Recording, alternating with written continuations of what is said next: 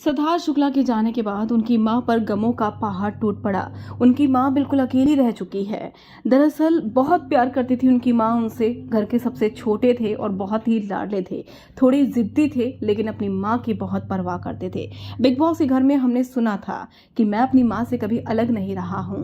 पिता के जाने के बाद मैं मां के साथ ही रहा हूं, क्योंकि जब पिता गए थे तब मैं वहां पर नहीं था और इस बात का मलाल कहीं ना कहीं सिद्धार्थ शुक्ला को था। ऐसे में वो अपनी मां को बिल्कुल भी नहीं छोड़ते थे। लेकिन अब जब सिद्धार्थ शुक्ला नहीं रहे हैं तो उनकी मां बिल्कुल अकेली पड़ चुकी है। आप जानते हैं कि सिद्धार्थ शुक्ला की मां भी उनसे बहुत प्यार करती थी। जब वो बिग बॉस के घर में आई थी तब हमने देखा था कि उनकी मां उनके कितनी ज़्यादा करीब थी और कितनी ज़्यादा बातें किया करती थी। बहुत पर्सनल बातें भी ये लोग शेयर किया करते थे। ऐसे में उनकी मां पर दुखों का पहाड़ टूट पड़ा है। लेकिन यहाँ पर मैं आपको ये भी बता दूं कि सिद्धार्थ शुक्ला के जाने के बाद जब उनके आखिरी दर्शन किए जा रहे थे, अंतिम यात्रा चल रही थी, तब उनकी मां ने क्या कुछ कहा है। आप लोग ये भी जानते हैं कि सिद्धार्थ शुक्ला की मां बहुत मजबूती के साथ दिख तो रही थी, लेकिन अंदर ही अंदर वो टूट पड़ी थी।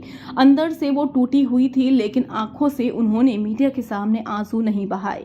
उन्हें पता है कि इस दुख को कैसे वो बर्दाश्त कर रही थी, कैसे वो झेल रही थी। फ़ोन को कलेजे से लगाया हुआ था और सिर्फ यही कामना थी कि बेटे की आखिरी फ़ोटो को वो संभाल कर रखे।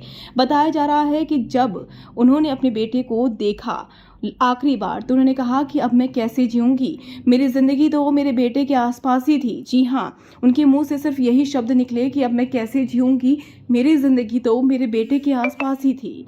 ये भला क्या कर दिया भगवान ने।